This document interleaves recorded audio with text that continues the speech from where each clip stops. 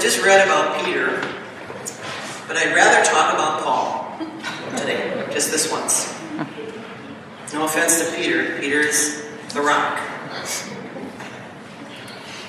But this reading from Timothy, Paul's letter to Timothy, is such a familiar reading, and we're so used to seeing it or hearing it when we celebrate someone's life.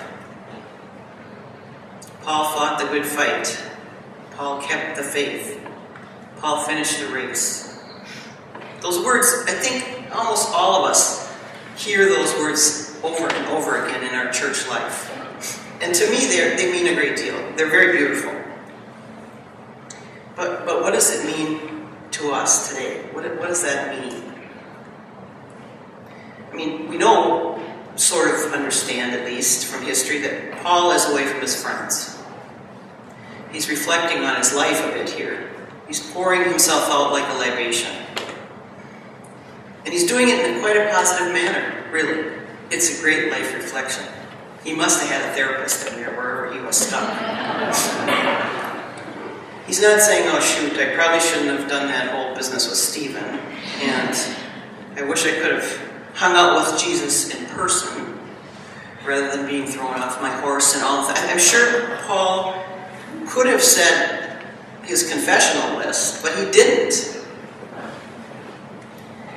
He's telling us the good things that he's done. He's reflecting on what he accomplished and how he did it. He's telling us, he's bearing his soul, he's pouring himself out, and he's saying, this is what I've done. This is how I've changed. He's telling us he left it all there. He put it all out there. He poured himself out like a libation. He's focused on his life from the moment Jesus came into his life. From the moment his conversion and his consciousness of his God became real in his life, that's where his story starts in this reading of the letter to Timothy. And the point is, now that God is with him, now that he knows God, God will never leave his side. Now that Paul understands who God is, now that Paul understands who is the Christ, he has the grace and the courage and the hope and the love to go through whatever comes next. Which, because we're wearing red, we know it's not a positive outcome on this earth. And Paul is not saying that he's a total success. He's not unwinding all his should-have, could-haves, but he's not saying he was a total success. He's not the top of the heap. He is simply proclaiming his faithfulness.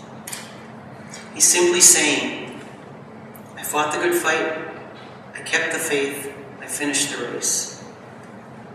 Now, I'm certainly not going to stand up here and tell you all about the things that I may or may not have done. But I will tell you this, that I am faithful. And sometimes I've competed well.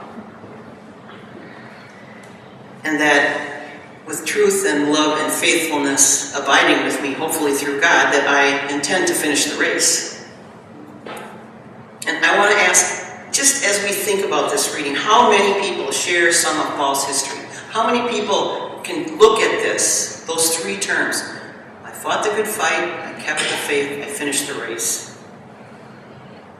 Earlier this week when I was talking about this reading, I mentioned one of my favorite theologians, Hans Urs von Balthasar. And some of you may have heard of him and some not. But at any rate, he's a wonderful author and a wonderful theologian and just a nice guy. And this guy, he's a prolific writer. He writes beautiful, beautiful theology. So he doesn't get invited to Vatican II. It's left on the table. All his peers get invited, but he doesn't. Well, okay. So, years down the line, John Paul says he knows Hans Urs von Balthasar and what he's done and what he's accomplished for the church, so he's going to make him a cardinal, kind of as that whole Monsignor thing. He's going to elevate him in his senior years and make him a title. So 2 days before he's going to be given the red business, he dies. So poor Hans, here he has fought the good fight, he's kept the faith, he's finished the race, and he's still kind of in the middle of the pack. You know, he never quite made it to the successful rung of theologians and papacy and all those things. He competed well, His writings are beautiful, but he didn't get credit, is what I'm saying. He's not a winner, okay, in the eyes of some things. He just didn't, he never ended up on top.